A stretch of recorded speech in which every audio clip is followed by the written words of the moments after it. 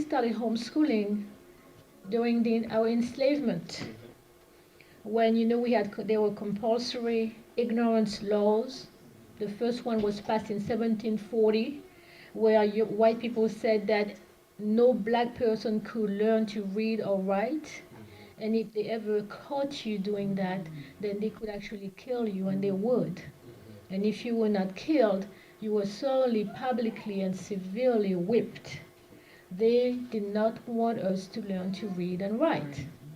But we did, nonetheless. Right? Yes. By the end of our enslavement period, 5% of the 4 million African Americans were actually literate. So clearly something had happened. Despite those compulsory ignorance laws, we had taken upon ourselves to educate ourselves. We had to hide, right? To do that, we did it at night. We risked our lives for doing so. We knew we were, but yet we did it. So it is not a new thing for us. And in many ways, if you think about it, our circumstances and our experiences in this country in particular have been so difficult, especially when it comes to education, that we have had to always organize ourselves. What we're facing today in Philadelphia is not new. White people have never wanted us to be truly educated, right? One French colonist in the country I come from in Guadeloupe said, the more educated they are, the more dangerous they are. So keep them ignorant. Or if you don't keep them ignorant, then school them. Please go ahead with my first slide. I want to suggest that there's a major distinction. I want to make that as a conceptual, clarification. That's the distinction between education and schooling. Right? We have to be very careful about that. To be educated is not to be schooled, and to be schooled is not to be educated. And what we get in those European-controlled schools is a lot of schooling and very little education. At least not the type of education where we need as African people. They school us, right? Because they want us to accept things as they are. They want us to accept the racial arrangement that benefits them.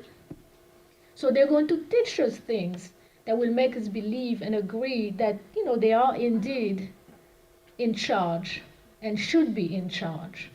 They will teach us things that will also lead us to accept capitalism as the best arrangement, social arrangement, even when capitalism is killing us. Right? So that's schooling, and we get a lot of that, and very little education. And that's a big problem. So we have to be careful. And I want us to keep that in mind, because when we keep asking for more schools, do we really know what we're asking for? Are we fully aware of what we are asking for? And when we complain about schools closing down, why are we complaining? What are we complaining about exactly? About the fact we won't get brainwashed? Right. Is that what we're complaining about? Should we complain about that? We have to think about this very carefully. Because going to school is not just going to learn your ABC like we think and learning to count, right? It's much more than that. And I'm going to talk about this. 1950 to 1918, that's 1852, 1918, that's when you have really this period of time in the United States when schooling becomes mandatory. If you don't send your children to state-run schools, if you don't surrender as parents your authority over your children, your obligation to educate your children yourself, right? To really educate, and you don't surrender them to the state, then they can actually come and arrest you, and they can actually take your children away from you. And they did that. We have to ask ourselves, what was going on in the United States at that time? What was going on was industrialization, big factories, right, being set up, and the parents have to work as workers in the factories. So the children have to be occupied, And they themselves have to be prepared to become factory workers. And that's what it is. So you separate the children and the parents, you free up the parents to be good workers, and you prepare the children to take over their parents' job as good workers for the system. This is what it comes all about. Let's keep going, please. Again, another remark I want to make before getting into my topic is that schooling has been consistently used to oppress and control us as black people. We must understand that. We must be very clear about that. It's not been to our advantage necessarily to go to those schools that white people set up for us. And again, what I said, we can move on. We always have difficulties and challenges. There's no time you can look to and say, oh, this was the perfect moment in our educational experience. Everything was perfect for us black folks. There's no such point in history in this country, at least that I know of, that where things really were going well for us. Again, it's easy to have this mythical, point of reference, but it doesn't exist. Again, during enslavement, we couldn't learn to read and write.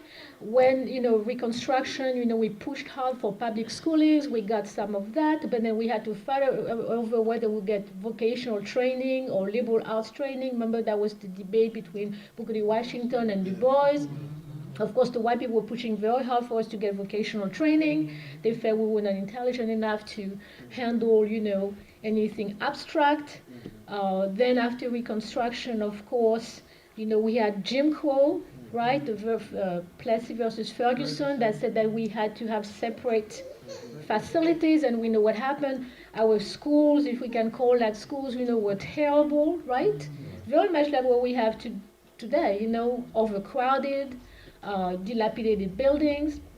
And also, white people made sure that there were no schools available for us. None. So you want to send your children to school? Yeah, but there are no schools, because they're in charge, of setting up schools, and they don't make any schools available for black people. So, and then, now of course we have to fight. We have to wait until 1954 when you have the Brown versus, can you move on please? Yes. Brown versus Board of Topeka, right, where we fight for school desegregation. That way, if there are our schools, then we can send our children there, and we think it's a big victory, and it is in a way, but at the same time, if you think about the price we have to pay for this, it was quite high. And of course, we know white people dragged their feet quite a bit. Took about another 10 years before school desegregation started becoming a reality, and that was with really the Civil Rights Act of 1964, Title VI, that said if you discriminated in any public space, then you would lose any, funding. So that's really when schools started taking this seriously. I want to say in passing that, interestingly enough, we know that a lot of white people moved to the suburbs at that time because they didn't want their children in the cities in the same school, and that's when also the white homeschooling movement started. And the white homeschooling movement started in large part because white folks were simply saying, you know what, my little Johnny or Kathy or Emily is not going to go to school with black kids. And so it was a reaction. White folks don't tell you that. When you read about the reason why white people are homeschooling, they never mention that, except in one article that was published in JBS, as a matter of fact. But they don't mention that, but yet you see it's very clear, right? I'm saying this also because we should not make the assumption that white people and black people homeschool for the same reasons. That's the Eurocentric assumption that they make, that because they're homeschooling, then we're doing the same thing. We have different reasons because we have different experiences, right? Very different. So our current challenges, there are many of them. We have white teachers' racism. I listed as number one because, a school could be quote unquote bad, but sometimes you have a wonderful person in there with your child and it really makes a difference. What happened as a result of Brown, 1954, is that thousands and thousands of black teachers were actually fired. And they were replaced by white teachers. Why were they fired? Why do you think they were fired, those black teachers? They didn't want black. The white people said, you know what? If we have to have racial integration in schools, our little white kids will not have black teachers because they think about the credentials. All of a sudden, you're not qualified enough. We hear that all the time. You may have the same degrees that they do, but somehow your degree is less than theirs. So we find that's for me that was probably a major loss. You see, because before we may have had poor quote unquote schools, but if you have nurturing teachers who care, right? Who really want you to do well, who believe in you, who do not question your intelligence, your humanity, then miracles can happen. But you find yourself in a state-of-the-art school, right, with a white teacher, white administrators who don't think of you even as human, it's going to be a big problem. And it is. We've seen it. Now, about 85% of all teachers in public schools, and in private schools it's even higher, 85% of teachers in public schools are white. And 85% of those 85% are white females. So you see already we're having a big problem. Because of course those teachers bring into the classroom all the stereotypes, all their racist attitudes. And the problem with white racism is that white people deny being racist most of the time. They say, no, not me. I am not racist. And so it's very difficult to have an honest conversation and have them really maybe check in their racist biases, you see, because they're denying them. Not only that, but they also bring in the classroom, the assumption that whiteness is the norm. They take it for granted. And so if you don't conform to their norm, right, their Eurocentric expectations, then something is wrong with you. And it's very subtle, and sometimes not so subtle. But let me just give you a quick example of what I mean. My children are homeschooled, but I'm taking them to a drama class, which is just for homeschoolers. There are 4 kids, they're all black. The instructor himself is, I'm not sure who it is, but he's not white, he's kind of black, I'm not sure, but he's not white, okay? Anyway, he came up with a play for the children, right? They're going to have a performance. And in the play, my beautiful daughter, my beautiful African princess's name is Lisa. And my beautiful African prince's name is Michael. Now, my children have African names. So here, you understand what I'm saying? So the teacher, I'm sure, didn't mean any harm. But the fact of the matter is imposing this Eurocentric expectation that names have to be European. So I have to have a conversation with him on Tuesday. And I will suggest African names for my children. Right? I cannot have this. I'm sending a centered child and you try to dislocate my child. But it happens all the time. And there's no necessarily, there's no malice necessarily. That's all he knows. That's what he does. And mind you, this is not a white teacher. I'm not sure where it's coming from, but I know he's not white. So you see, so your child gets that. And sometimes there's intent also. There's it's deliberate, it's systematic. I expect you to, be interested in the medieval knights. I expect you, to want to go skiing, you know what I'm saying. So we have also another issue that we've discussed here, the school to prison pipeline. That's a very serious issue. We had a program here maybe a month or so ago, but it's very real. We know that our children are set up to go straight, right, from school to prison. We had a recent case. Remember that little girl who did this chemical experiment and the thing blew up? I mean, big deal, right? It was a science experiment that they called the DA's office and they brought up charges against the girl. They said that she was trying to build a weapon with the intent to destroy property and maybe lives. And this girl is going to have a record.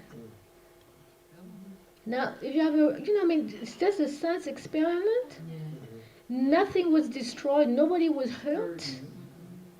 But then you have this white boy who killed his little brother, and they say it was an accident. No charges. But the other boy is dead.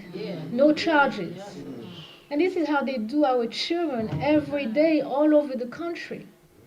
You hear stories about 5 years old, 6 years old being handcuffed. Remember the story you brought up, that girl who had a tantrum? Yes. Right, a 6-year-old? She has a record. So what do?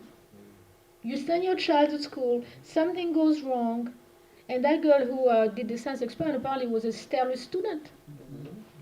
And she has a record. They really don't want us to do well. So they decided that we're going to be really harsh on these children. Every little mistake they make, we're going to use against them. And our children have to live with that. Inferior academic standards. Again, I'm talking about going back to the white teachers' racism, that somehow those kids are not really as intelligent, so maybe we need to lower that. And here, of course, we have the special education referrals that are very, very pervasive. In a state like Virginia, 51% of the students in special ed classes are black, when black students make up only 17% of the student population. 51%. We are clearly overrepresented. What happens when you're in special ed, when they put that label on you? What happens to you? It's your educational grave. You're finished. Most likely you will not graduate from high school.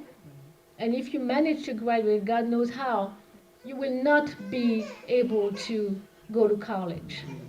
What college will want a mentally retarded or special ed? It means they will have to spend resources on helping you, because putting you special ed means that they've given you a watered down education. One supposedly adapted to your intellectual abilities. And now, mind you, this is outrageous. It takes half an hour to put that label on you. They will bring you in, give you some tests to fill out, right? In 30 minutes, they will put that label on you for the rest of your life. They know exactly what they're doing. The black parents were aware of that. I'm mentioning all this to explain to you why homeschooling is really an option more and more for black parents. 30 minutes, 2 or 3 tests that the kids may or may not understand, and you have this MR label on for the rest of your life, and you're done. You're done. They know it. They know it. And that's why they're doing it. The inferior training is very clear. I'm a college professor. I teach at Temple, and I can assure you that Temple students, that I guess, they manage somehow to graduate from high school. But when I look at their writing skills, it's not where they should be, really. And I see the writing skills of the white students, there's a big difference. It's not that the white students are smart or anything, but someone taught them how to write. Someone taught them how to write. And someone did not take the time to teach our black children to write. There are techniques, writing techniques. Run-on sentences, fragments of subject-verb agreement, all that stuff. It's very simple, but someone has to teach you. It's not like some type of innate knowledge of this. So it's clear to me. It's very clear to me that there are there are double standards here. Unqualified overcrowdedness. We hear about classrooms with 45, 50 students. I was at a school in Kansas City not too long ago. The social studies teacher, all black, she told me she had like 50 students. 50 students, 11th grade, 50 students, and some of the students had to stand up for the whole time because there are not enough chairs for everybody. So can you imagine having to stand up every day, every time, and every class you stand up? You know what? I think after a while I would stop going. I mean, really, how are you supposed to write anything standing up? And you get tired, you get bored, the stuff is not even relevant to you. They're not telling you anything about yourself anyway, So, you know what? If they don't take it more seriously enough to provide me with at least a chair on the desk, forget it. Why should I waste my time, Had 50 students. And can you imagine how can the teacher even handle? This was a wonderful woman. She really meant well. How can she even handle 50 students, 50 teenagers, 11th graders? She could not. Can't even blame her. She can't. But that's 50 may be a bit much, but 35, 40, that's typical. Yeah. So unqualified teachers, we know, so that's a fact that those white teachers who have very little experience, who are not qualified, what they call out of field teaching. So you have a degree in art, and then but you will be made to teach math 12th grade. Can you imagine? Or you have a degree in English and you have to teach history.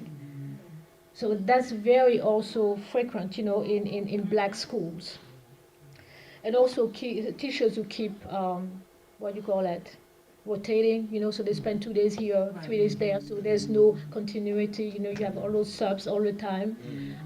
That's a real problem. Safety issues, the unavailability of schools, and the hostility. You have to go in with the metal detectors. Those schools look like prisons inside and outside. You have to get a pass just to go to the bathroom. Mentally what it does to you as a child is simply terrible, right? So these are in a nutshell some of our challenges. And so, as you may imagine, homeschooling, again, just to give you the context for the growth in homeschooling, for African American people. Uh, Generally speaking, in this country, you have about 2 million children are homeschooled, right? So there's been a rise. Homeschooling, there are more children are homeschooled that are enrolled in charter schools. People talk about the charter school movement, but really there are more homeschooled children than there are schools in charter schools, the children in charter schools. And it's growing fast. In the past 3 or 4 years, the increase was 74%. So that's the fastest growing, right, in terms of education option. Black homeschoolers, over 10% of those children are black, and black homeschoolers were the fastest growing group among homeschoolers. Maybe because we have so many difficulties and challenges in those schools. And I'm going to talk about public schools, but I'm also going to talk about private schools as well. Because, we tend to focus on public schools and we list all the problems, but private schools are not much better for us. Homeschooling, I want to argue, is our latest strategy to deal with our current educational challenges, right? So we've throughout history, we have come up with strategies to protect ourselves, to educate ourselves in our best interest. And I'm arguing that homeschooling is one strategy, the latest one that we are employing to deal with our crisis. Not a crisis that we've created, but a crisis that is real. But again, remember, we've always been in crisis. So go ahead, please. Now, what I want to share with you here, I decided to do this like that. I've been doing research on African American reasons for homeschooling. Again, I make no claim of being objective or unbiased. I am very much for homeschooling. I've been homeschooling myself for 10 years. With my husband, we've been homeschooling our 3 children. We pulled our oldest son from school. He was 8 years old. And really, it was not a deliberate, planned thing. When he's 8, we won't homeschool him. We were just so fed up with the school system that we said, you know what, we cannot subject ourselves to this anymore. And so we've got to do something. And we started looking around, looking for a good school. We could not find one because no school was good as far as we were concerned. Right? And so we said, we're going to try this. We were not sure how long, we were going to do it, but we've been doing it for 10 years, and he's 18 years old now, and he's on his way to college. So it can be done. And we're not the first. I mean, there are many hundreds or thousands of black people doing the same thing. What is less common is people who homeschool all the way through the high school years. Many times people stop after 8th grade because they feel they may not be able to provide the education that their children need, so they may send them back to school. That's a typical scenario. But some people hang in there and just go all the way. Yes, you have a question? Do you have resources for that's my situation. I'm homeschooling. I have 3 children. My children have been homeschooled. My oldest is now a freshman in high school. He wanted to go to high school in his first year. And now he's out of public school. And now with everything that's going on, I would want to pull him out again next year. He's only been there for 1 year. But as an African-American male high school student, I'm kind of at a loss as to where to go with him. I mean, it's been, kindergarten through 8th grade was Pretty easy. pretty easy, but high school is challenging. So You just keep doing the same thing. Oh, okay. Okay. I mean, you know, just keep doing the same thing. You just, have to, of course, adjust to his, intellectual needs, educational needs, but it's the same thing. We don't do anything different. And you know how you homeschool. I mean, this notion of first grade, second, all that becomes so blurred, you know. Right. Yeah, You don't know what yeah, grade they're in. yeah. So to continue with this, my husband and I went basically in different parts of the country, and we interviewed 74 African American homeschooling families, and we asked them a simple question: why do you homeschool? Right? And so we have those interviews. Of course, we ask them a few more questions. We want to know how do you do it, and then how, not only why do you homeschool, but also what do you do as an alternative? You're displeased with the schooling out there, public or private, then what do you do as an alternative? What's your understanding of educating your children, right? So we ask them that question too. So what I want to do is share some of their statements with you, so you can have a sense of how, black folks who are doing this feel. They give us several reasons. They say racism. In fact, racism was a part of every other reason. It wasn't really number one. They said quality of education. They were very concerned about that. They were concerned in particular about the fact that being educated in this country for a black person meant that the black person in question would not know anything about their history and their culture. For them, being educated meant knowing themselves, right? Cultural relevance, that goes, hand in hand with that. What are our children learning? Why do they have to learn about, the European kings and queens and not learn anything about African kings and queens? Right? Why is there such a focus on Europe and at the expense of everybody else? They were displeased with that. They were concerned about racial socialization, meaning the ideas and the values that the black children would internalize about themselves, about what it means to be black. So basically they were concerned about their children internalizing, anti-black racism, which is unfortunately often the case, right? I have one story in particular. It was a very sad one. A mother telling me her daughter was going to a private school, 6-year-old, and one day she wanted to pick up the daughter, and the daughter refused to hold her hand, and was adamant she didn't want to hold the mother's hand.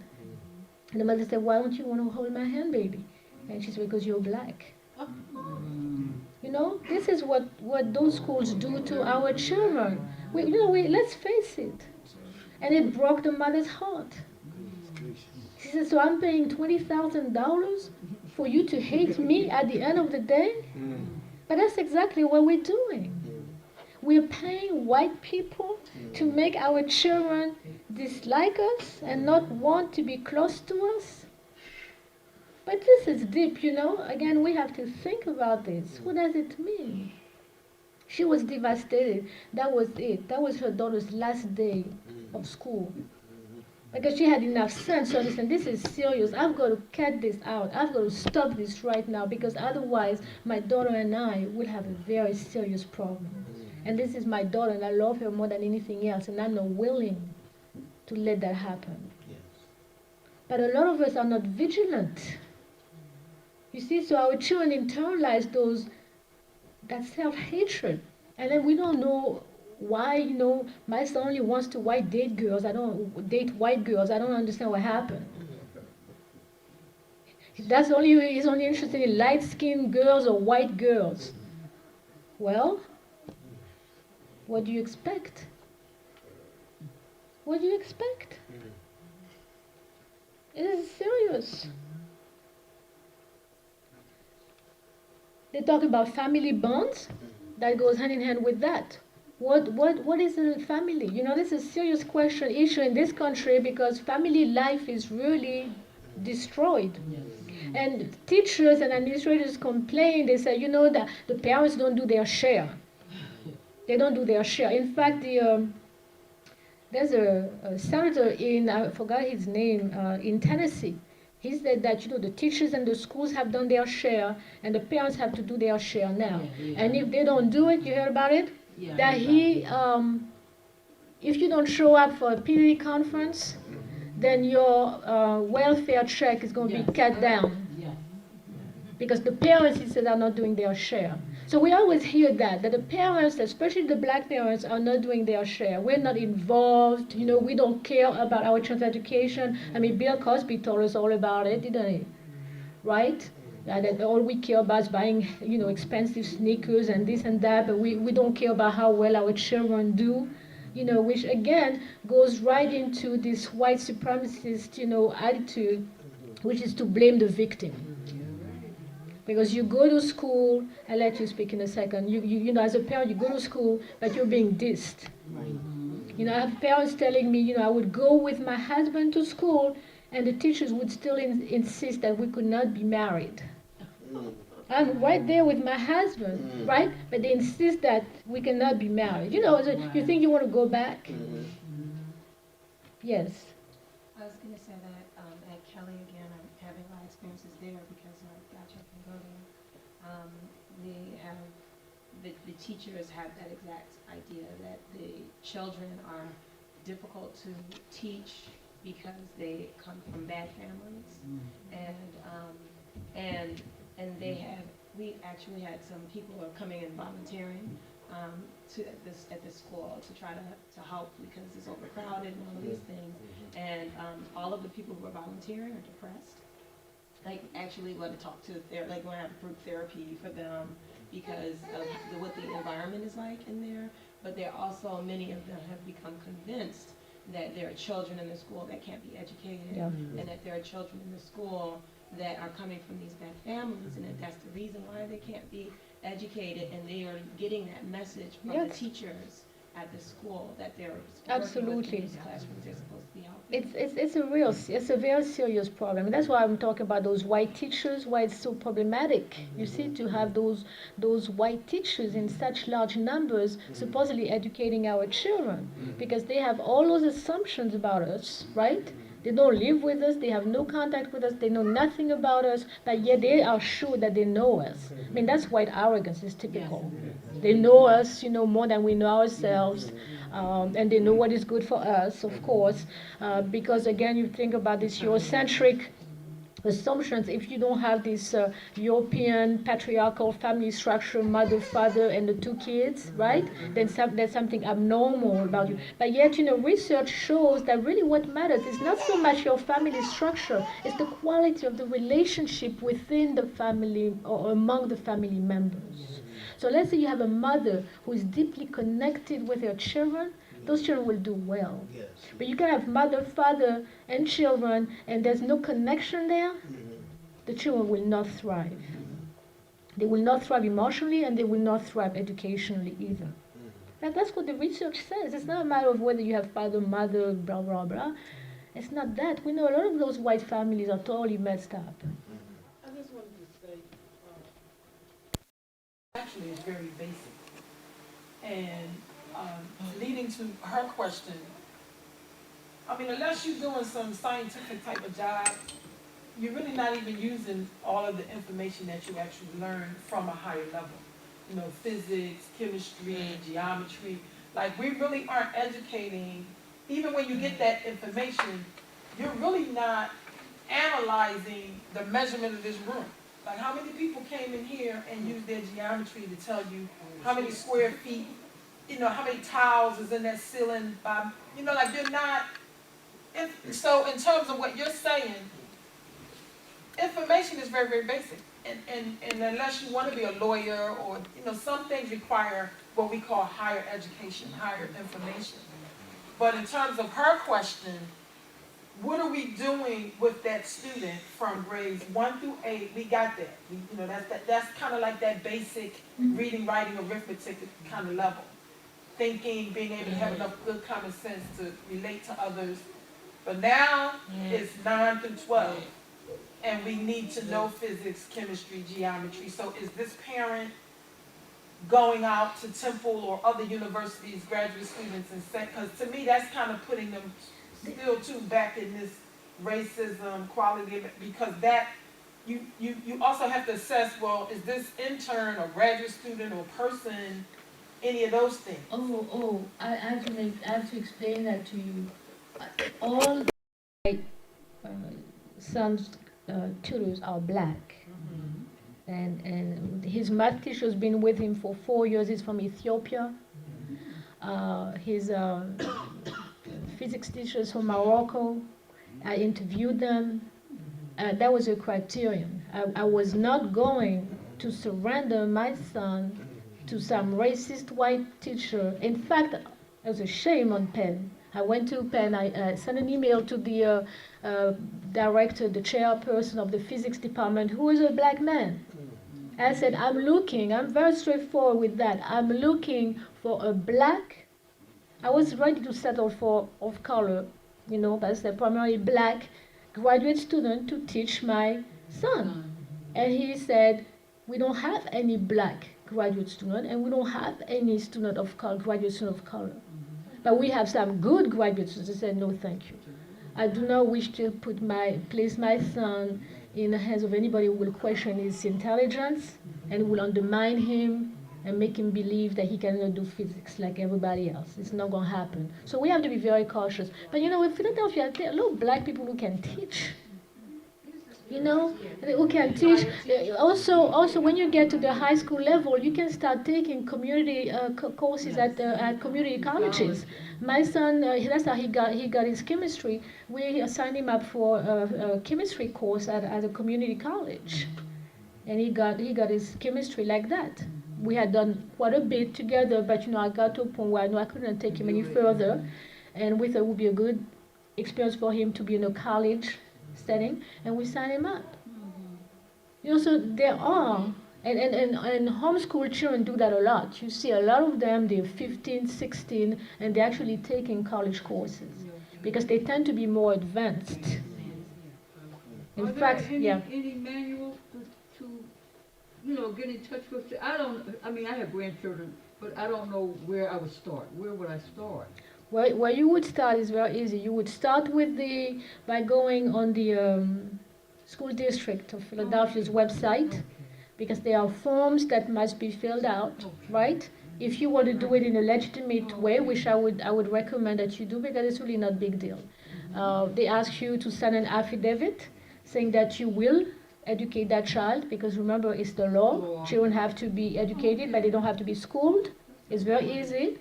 And then you have to submit a study plan, what you intend to do with that child for that year. And again, you can be very evasive, because they say, you need to do science, you need to do English, you need to do history. So you say, I will do all of that. I'll do it. You may even put in parentheses what you will do. But again, they don't hold you to it because they pay no attention to it.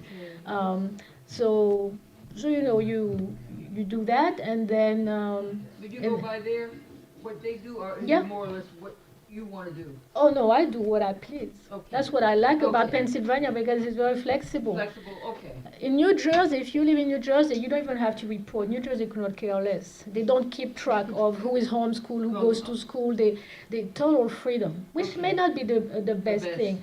At the end of the year, what you have to do is submit a portfolio, which basically samples of the work you've done with the child throughout the year. So a little bit of language arts, a little bit of history, a little bit, whatever you did. Again, it's not big deal. It really is not, right? You've done this? It's not big deal. Okay. Yeah, I was just wondering how to do. So it's, and and you have to also have a log, showing that you did 180 years of teaching. Okay. Look, you could bring one of your children to this lecture, and that would count as A day. a day. Okay. They would be playing soccer, in the park, and that would count as physical education. Anything. Okay. You may take them to see, what is it, that film 42? Is that what they call it? 42. Yeah, that would count as a history. History? Yes, it should. Well, it is. I mean, seriously, that's the beauty of it. It's very flexible. So, excuse me, sometimes, we go for like when we go away, because I like to travel with my children, so we go away like for 6 weeks. They don't do anything for 6 weeks. But, I mean, in terms of academic work, but, for them, the fact that they travel, we may look where we go on the map, check it out, that's geography. We look for seashells on the beach, that's geology. I mean, Yeah. you stretch You it, always put- you stretch it, but you know what? In the end, your children, regardless whether they go public school, private school, will learn. They learn much more, and standardized tests show it. We don't prepare our children for those standardized tests, but the fact that the homeschool children outperform. And when they talk about that so-called gap between whites and blacks, and that disappears among homeschooling children, which shows very well that there's nothing wrong with our children. It's when they go to those schools that something happens to them, that their progress is actually hindered. Because once they are in school with parents who care, when they get a one-on-one instruction, they thrive.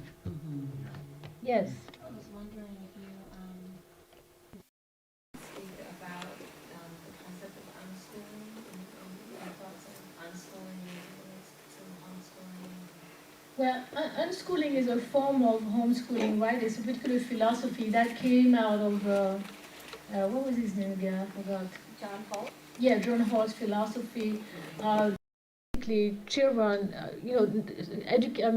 teaching doesn't need to be structured, right? And that the whole world is a child's classroom, which is, part of my approach. I believe that you have to sit down and with workbooks and do some structured work. But I also believe that traveling, going abroad, being in a different environment, seeing different things, meeting new people, to me, that's part of also learning. So that will be if you wish. But some people do that all year around. Now, most people do a combination like I do. There's a great deal of flexibility. We go on school trips, not school trip, on trips, I guess, educational trips, right? It could be a walk in the woods looking for fungi, things like that, because, they need to see. It's not just looking at it in a book. It's out there. It has to be relevant, What you learn should be relevant to your life. Otherwise, it becomes boring for children. Very boring. And I met a woman in Chicago. She told me her son did not learn to read until he was 13 years old. I found that a bit scary. But she was a strict unschooler. Never sat down with the boy to teach him any ABC, and she didn't worry about it. He picked it up, and she said when he started to read, he was an avid reader. Avid reader. I heard of someone who was the same way. Yeah, but I would be a bit nervous about that. I can't do that. So I do a bit of unschooling, but personally I feel like okay, you need to have those multiplication tables down. You need, I mean, the heart of the reason to me would be you don't allow an enemy to teach your child. We are allowing people who have historically oppressed us to educate our children. This is ridiculous. Like, that's foolish.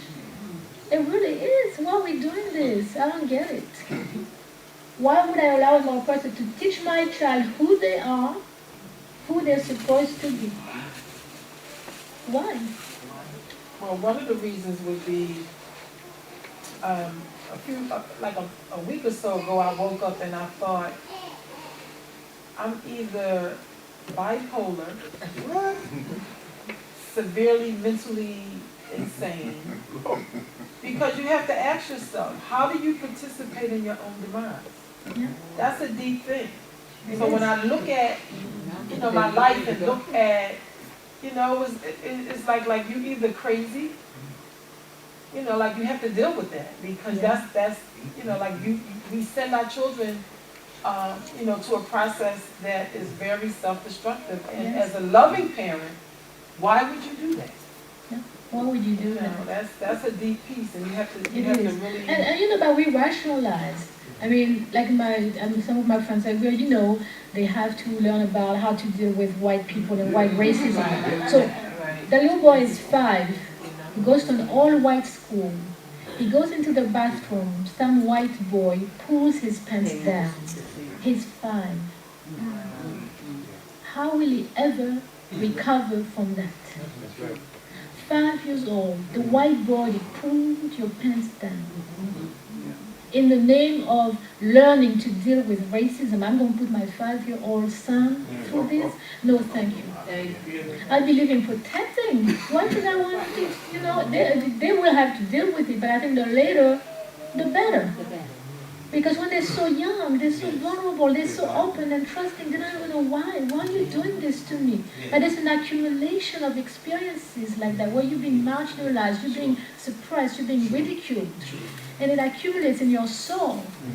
And the weight is so heavy that you cannot live up to your full potential. You're just trying to survive. Imagine the waste of ourselves, just dealing with this racist mean-spiritedness and those assaults day in and day out. And schools are a major site, of racial oppression. Because our children are there by themselves. We're not there to protect them. We don't even know what's going on. Oh. Yes, I'm sorry. Go ahead. I was going to say, the other thing that happens too, that I've noticed now, is that, like you say, you can't even protect them. You don't know what's going on. No.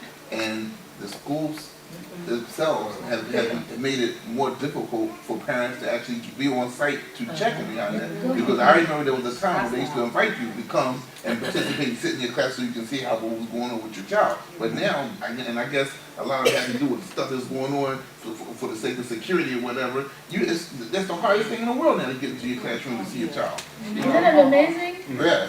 Yeah, well, it is amazing. I remember my little one went to an Afrocentric school, a charter school in Mount Airy.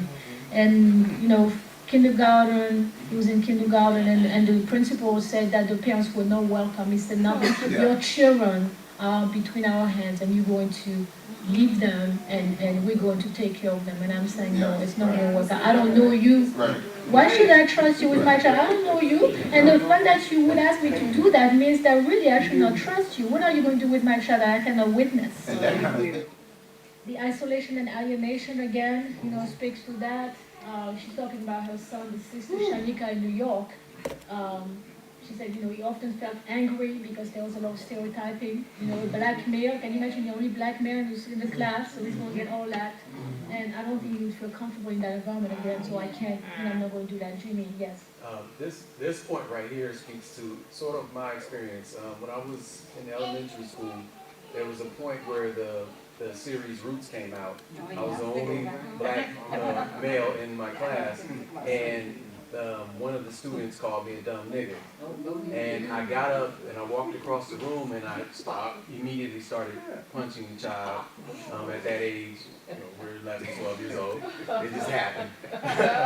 But since at that point, there was nothing done to him, but I was removed from that class every Wednesday or something, where I had to sit with the school psychologist for a couple of years, for a couple of hours during every Wednesday. And the school psychologist would ask me questions because I grew up in a single parent household, would ask me questions about where's your father, do you miss your father, and things like that. So there was this brainwashing process that was taking place out of this alienation, and I've never forgotten. Yeah, but how could you? And the thing is that you became the problem for defending yourself. Right.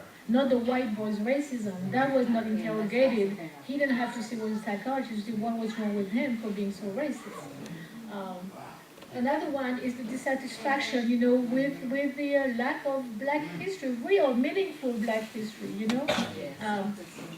My daughter was telling me about her friends who go to that little white school, and she said, but so-and-so told me that they learned about Egypt last year. I said, yeah, but what did they learn? Egyptians were white. That's what they learn. That's what they learn. You look at the textbooks, that's what the Egyptians are. Yes, of course. I said, of course they will teach you about Egypt, but they will claim it. So I like this quote too, because I think it really captures something. Slavery did not begin black history, but that's what you get. Right? Black history, African history starts in 1619. Slavery, right?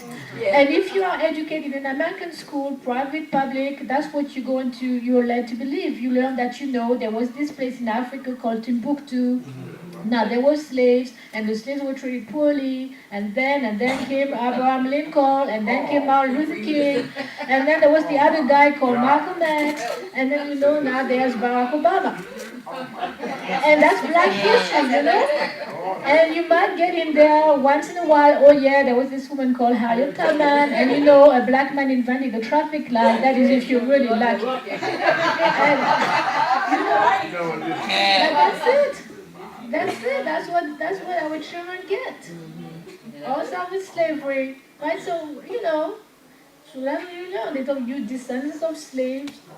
Don't ask them to give you any name of any people in Africa. Don't ask the teachers either. Dr. Sonny and I work with teachers, and believe me, the ignorance about Africa is tremendous. They don't learn, don't get anything as part of their training when they go to their school of education program. So what can they teach to our children? They can't, and we shouldn't expect them to. They have no interest, they know nothing themselves, and they really believe it's not important. You have Afrocentric schools, African-centered schools that try to do better than that, and they do. But the problem is that when you work, especially charter schools, you work within the system, and you will have to follow their curriculum. So you're just going to try to get in a few things here and there if you yourself feel that it's important.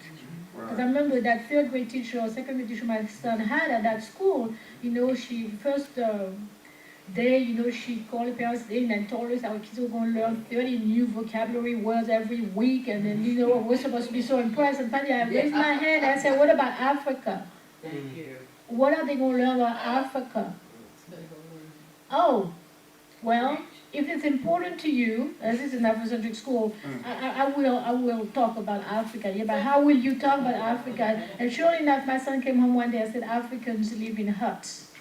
And I was so appalled. That was so appalled. I said, I'm done. I'm through with this. This is it. I'm paying for this. No, I can do better than that. I know I can do better than that. You know what I mean? I can do better than that. And I would not have this nonsense. Same thing. He came, the opposite of mine is woman. I said, no, that's the European mindset. How can the opposite of man be woman? No. We complement each other. That's the African way. No, I had to go talk to the teacher. I had to be a lot of talking with those teachers. This is supposed to be an Afrocentric school, so can you imagine what it would be like in a regular school? But if they're not trained properly, that's what they do. And again, they have good intentions. I'm not, attacking anybody personally, but that's what we get. Yes. Well, on that part, charter school, you have to hire, being that you're accepting money from the government, you have to hire teachers that are has credentials. So where back before back in the day when we had our independent black institutions, we had folks who grew up in the struggle and was educated through the struggle, of black people, teaching our kids, and they was teaching them history and so forth and so on. But they may not have gone all the way and got their credentials. So those people, when they a lot of times when they got the charter for their school in order to keep their school afloat, they had to fire those teachers and bring in new. Yes. So that's one problem that we have. And then sometimes you have white teachers teaching at so-called Afrocentric schools. Right. And that's throughout. Yes, and that's a big problem. Right. Yes. And the other thing. Yes, they're running HBCUs. Yeah. All the Europeans run the If I can keep going with this so we can wrap this up, here's a mother who shared a story with me. My daughter was probably in like her 4th day of school, kindergarten, right? The 4th day, huh? And the teacher started talking to the mother and said, your daughter can do this, she can do that, she can do anything else.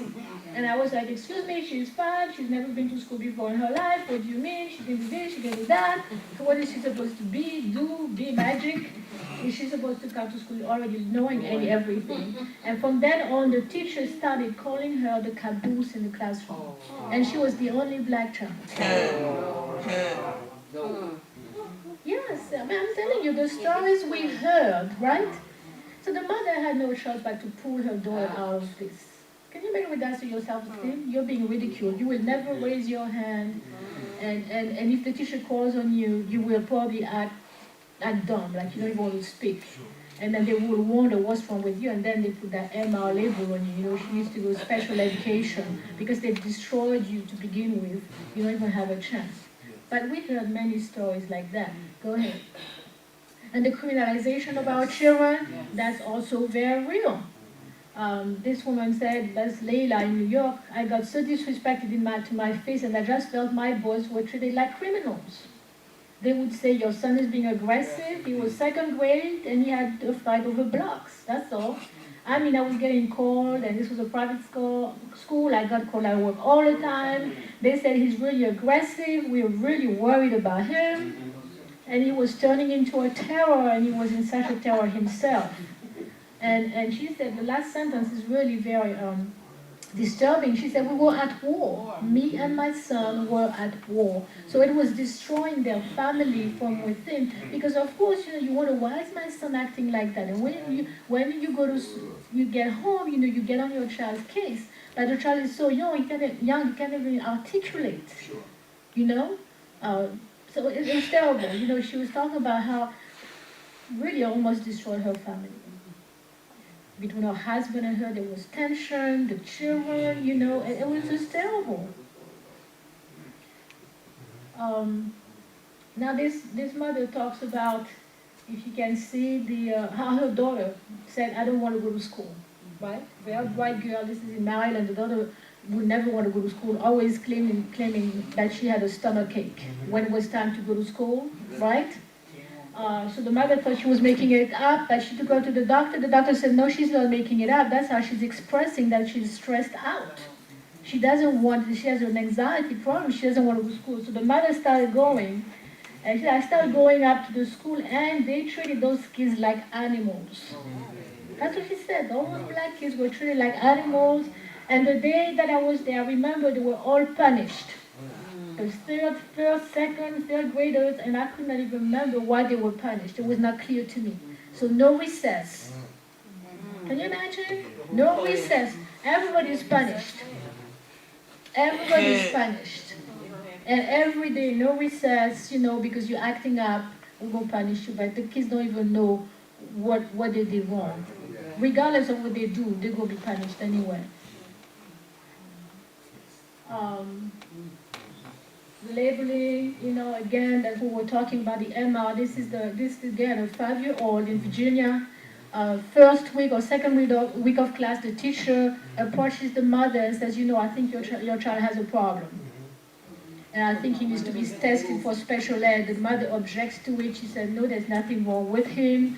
They said, yes, we believe there's a problem. And, she really objects to it. And eventually, they tested him, and surely enough, they said he was mentally retarded. Oh, God. And I saw, when I interviewed the mother here in Philadelphia, she had moved from Virginia. When I interviewed her, I saw the young man. He was just a normal child. And she was homeschooling him. But it was too late because they had had the time to put that MR thing on him.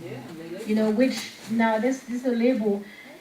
She would have to hire a lawyer. It's a long, extensive, and expensive process and she would have to get him tested to prove that her son is not mentally retarded.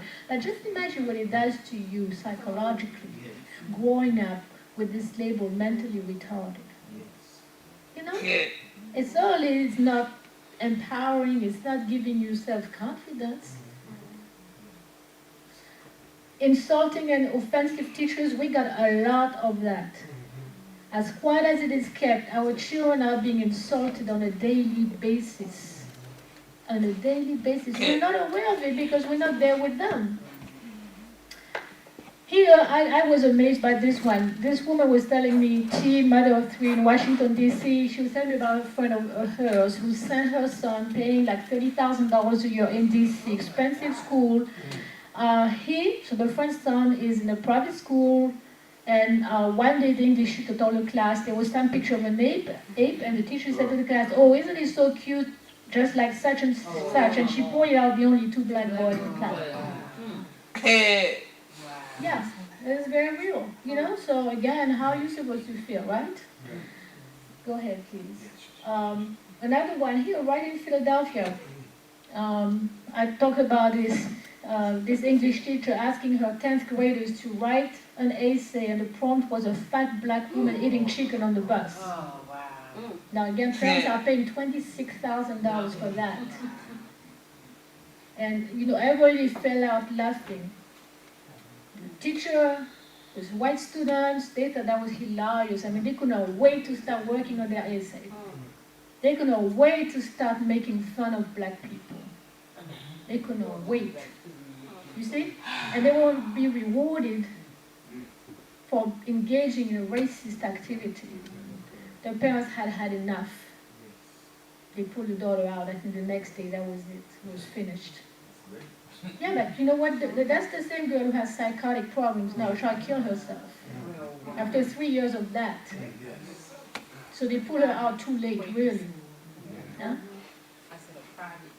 Right here in the neighborhood, I won't name it because other parts don't put that on YouTube, but it's right there. Go ahead. Another one, the same school. You wouldn't believe this. Quaker school, right? Supposedly white liberals, progressives, whatever. You're right. Kindergarten boy, black boy. He's the only black boy again. Black History Month. He comes to school and he sees that that sign no blacks allowed, and the teacher acted like she didn't know what was going on. She had not seen the signs, and it was not a problem. It was just an illustration of the civil rights movement and blah blah blah. All kinds of nonsense. But again, what does it do to you? The message is very clear. You are not welcome. Money though. Oh, they'll take your money, all right. So the compounded effect of school abuses, because that's what it is, again, can be very severe. And I like this Kwaku, again, in Philadelphia, he said, so there are a lot of things that happen over time when you take a child that is remarkable, right? We've heard those stories of children who start out, bright, with a lot of promise and potential, and you punish them, put them in timeout, make them feel bad about themselves, and honestly just do things that are mean to children. But it happens every day, and parents have no clue. They are so busy, and they're just happy that their school, that their child is going to a good school. But how do you define a good school? People will tell you, it's a good school, that's it. I guess if your child is not in detention or they're not getting arrested, then things are going well. Right? No, no, he doesn't have a record, he's okay, he's not being suspended, everything is okay, but things are not okay. They're not okay at all. So again, here, and I will wrap this up, talk about homeschooling as racial protectionism. We see that really, that's the main reason parents give. They say, we wanted to protect our children from all this school-related racism. And one criticism or remark or comment that was made often enough was that really school integration, racial integration was not a good thing for black folks. That we were very pleased with the 1954 Brown decision, but if you look back, maybe we were better off, with our black schools, our black teachers, black administrators.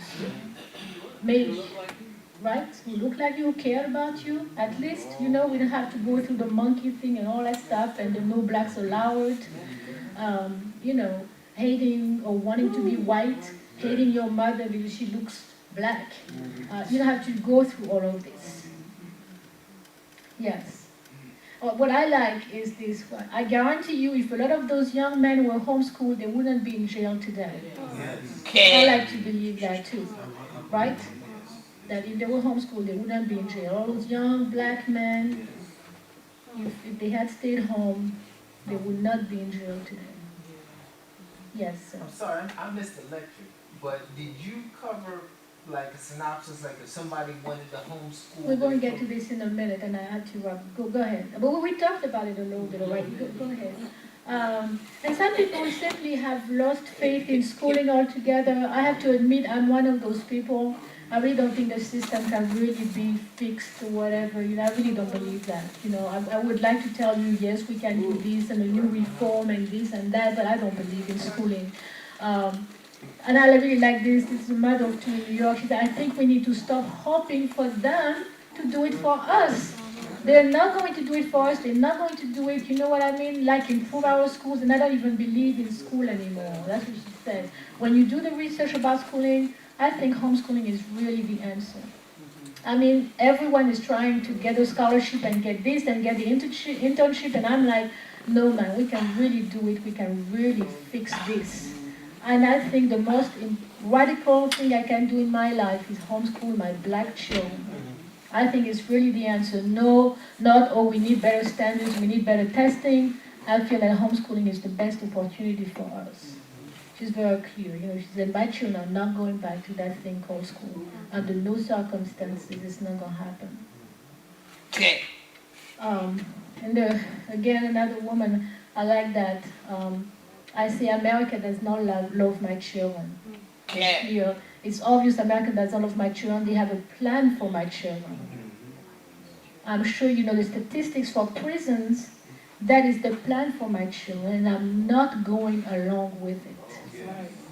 They're very clear.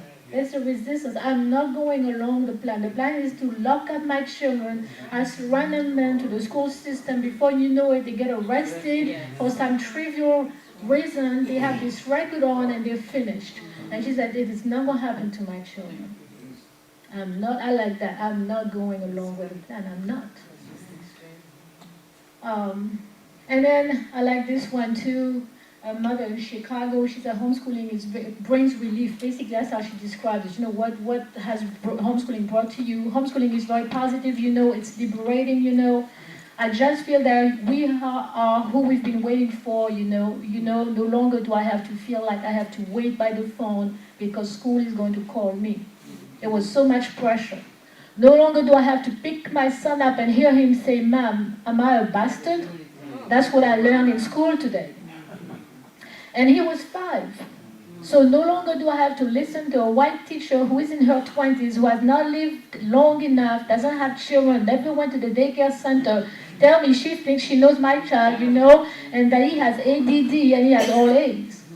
No longer do I have to subject myself to the ignorance and the racism of the American education system, which does not teach our children and we cannot expect it to.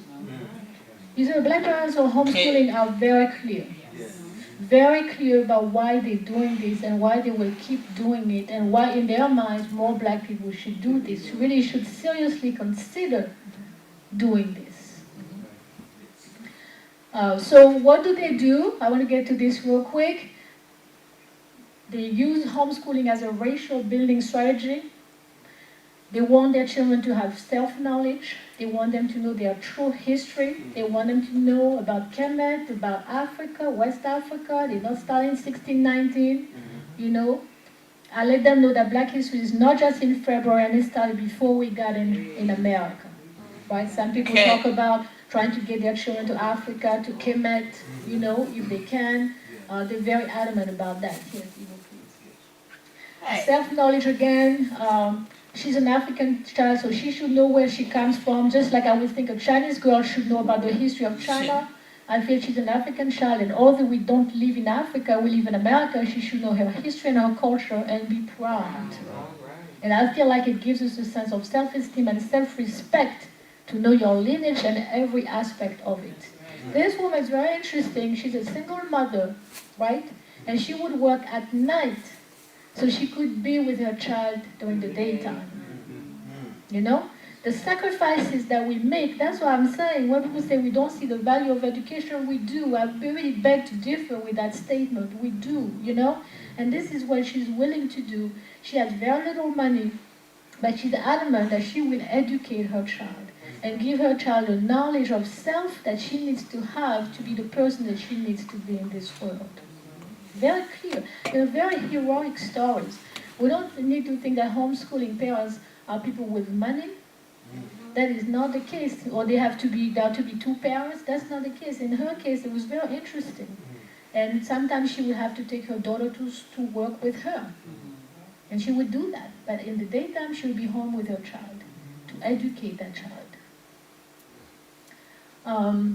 Self-esteem and self-respect are also part of the strategy. I want him to know that, Black people did just as much, if not more. Black people actually built this country. Black people invented and discovered and explored just like everyone else. One of the things I very much want to do with my son is to travel. I believe that travel is very important, right? So again, that's the plan. That's what she wants for a child. Go ahead, we won't finish this. I like this one. I make a point of teaching African American history to my children. That's the foundation. But I don't teach them, oh, we were slaves. I teach them in a sense, look at where we've come from and look at where we are now. There's something in us that is no other people. We have strength that doesn't exist everywhere because of what we've come through. So yes, we're going to talk about slavery, but as a heroic moment. We've managed to overcome this. We've managed to come out of this. That will be the emphasis, as opposed to, we slaved for white people, we served them, and we liked it. It wasn't so bad. And then I like this. This is my last one. People tend to marginalize Black kids and have a lower expectation, and stereotypes. And at this point, my children, listen to this. This is a very powerful statement. My children don't have any idea of stereotypes. They don't have any idea of an inferior expectation for them. They just don't know this concept. They just don't have it because they were never placed in a situation where anybody, pushed that notion that as Black people they're inferior. So can you imagine what Black children who have that strong sense of self can actually do?